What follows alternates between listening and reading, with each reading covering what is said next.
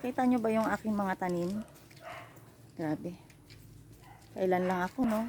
Ang bilis ng buwan. Alam mo, umuwi ako October. Pero ito, tingnan mo, oh.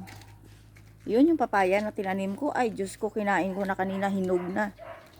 Tumubo agad, nagkabunga. Asaan ka pa? Diba? Napaka-strange. Yung aso ko. Nakatunga nga, tingnan mo yung aso ko. Yung aso ko. Yung aso ko. Oh, oh, oh, oh. Oh. Diba? Cute ng aso ko. Oh, ayan, oh. Oh. Yan, aso ko yan. Aba, saan ka pa? Kasing cute ng may-ari. Tignan mo. Tignan mo itong daisy ko. Tignan mo, parang kailan lang. Wait. Paano ko ba ito ano? Kasi naman hindi nagbaba. Tignan mo yung ano ko, oh, yung ano nga yung kamatis. Tomatoes. O, tignan mo. O, may bunga na. Sabi ko sa hindi ako nagsisinungaling, guys. O, tignan mo ito, o. Bunga niya na yan. Yan, o. O, may bulak. O, yan, o, o.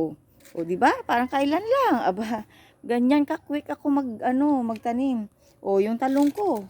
Pagtanim ko, may bunga agad. Saan ka pa? O, yun, yung papaya na yun. Naku, guys, kinain ko na yung Kinain ko na yung bunga. Nandoon pa. Nilunok ko na yung isa eh.